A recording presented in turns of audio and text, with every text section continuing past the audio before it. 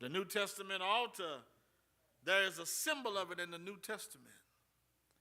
And that is a story told of a man who died out on a hill on something called a cross. The cross, I don't have mine on this morning, but the cross is not a pretty place. The cross was a crushing place. It was a bloody place. It was a dying place. It was a sacrificial place. It was a place where those who were innocent, or him who was innocent, died for those who were guilty.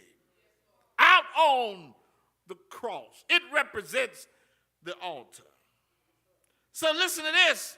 Since there was no altar while they were away, at least 2 generations of people had come up in Israel's history who knew nothing about the altar. I need to tell you, in our society today, we have to be careful because many of us are living, or we're living in a society where there's no altar anymore. That Christianity has become about what makes us comfortable. And God has to be fit around everything else we have in life.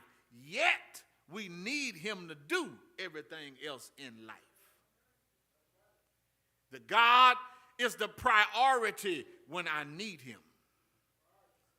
And we forget that you need him even when you don't think you need him. That's the truth. That's why it's so easy for folk to forget about God until calamity comes. And then all of a sudden when calamity comes, they talk about God. They want to start reading the Bible again. They want to start praying again. Want to come back to church. It's because that's an indication that you've forgotten that you needed him.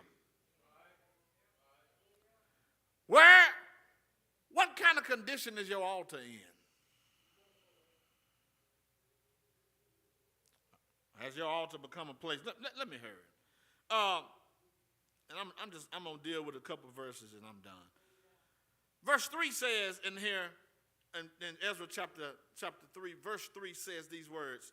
So they set up the altar on its foundations, for they were terrified because of the peoples of the land, and they offered burnt offerings unto the Lord, burnt offerings morning and evening. Check this out.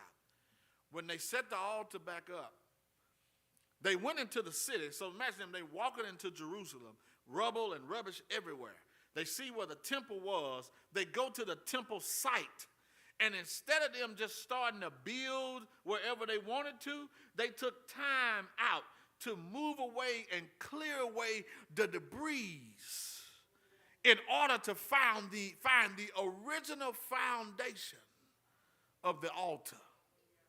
Lord have mercy. Sometimes we're trying to put our lives and our altars back together, but not willing to do the work of clearing out the debris and the places where false gods have been worshiped in the absence of the altar of God. And we wonder why God don't move no more like he used to move anymore. It's because we built altars in other places. And God is saying, I'm right where you told me down at.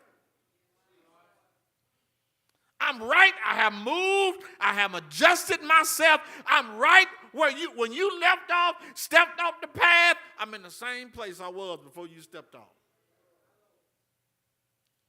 What they did was they were going to rebuild, Zach, but they wanted to rebuild on a foundation that was sure. So as we rebuild, as we revitalize church, we got to build where the Lord had us in the first place. It's not a geographical location, though. It's about, I like innovation. I'm going to say this. I like to think I'm an innovative person. My kids call me old school, but I like to think I am. But certain things are just fundamental to my life. When I do them, it works. And they old school, right? The first thing is prayer.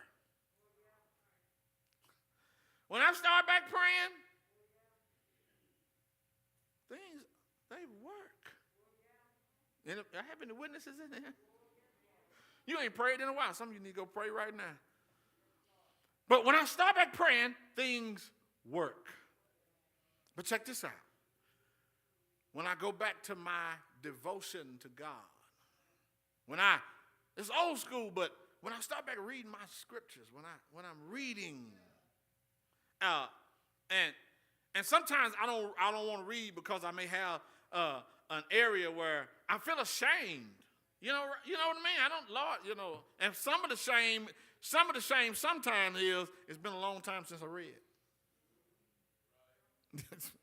Anybody identify with me? It's just been a minute since I cracked this joke open. And I'm almost ashamed to come before God. But guess what God said? He's right at the place where you stop reading the last time. And God wants to meet with us, commune with us, worship with us right at his altar. So they built this altar there on the very foundation. They didn't move. And could I throw this in for free? Most of us, our lives are out of whack because we refuse to build where God first built.